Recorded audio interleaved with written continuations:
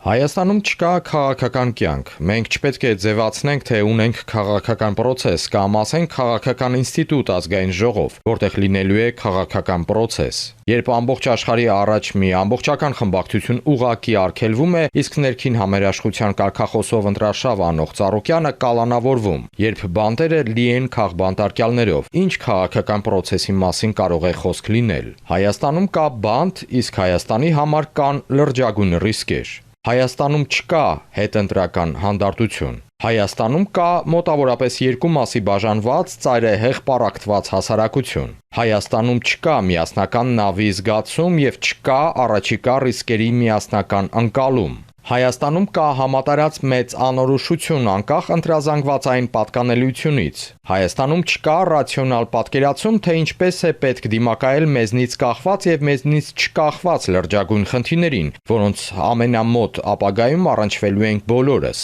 Հայաստանում կա համընդհանուր փակուղային վիճակ երկրի ներսում տնտեսության մեջ հարևանների հետ հարաբերություններում, արևմուտքի հետ հարաբերություններում, Ռուսաստանի հետ հարաբերություններում։ Հայաստանում կա սուր անհրաժեշտություն երկիրը փակուղուց հանելու։ Ինչպես։ Դեէսկալացիա երկրի ներսում բացել բանտերի դռները, բոլոր ապօրինաբար ազատազրկվածները պետք է վերադառնան բնականոն կյանք, դադարեցնել բռնաճնշումները, դադարեցնել բոլոր այն գործողությունները, որոնք հակաբնական են եւ խաթարում են բնականոն կյանքը։ Օրինակ վերականգնել Ծառուկյանին պատկանող հիմնարկների անխոչնդոտ աշխատանքը, թույլ տալ հասարակ մարդկանց վերադառնալ բնականոն կյանք, դադարեցնել ատելության խոսքը, հայհոյանքն ու սպառնալիքը միմյանց հանդեպ։ Սա պետք է դառնա հանրային նոր նորմ եւ վերաբերի բոլոր կողմերին։ Սկսել միջընտրազանգվածային երկխոսություն։ Հանրային եւ քաղաքական էլիտաները պետք է ճիշտ եւ կշռադատված ուղերձներ հղեն հասարակությանը, պետք է հասկանան երկրի շահը եւ իրական վիճակը։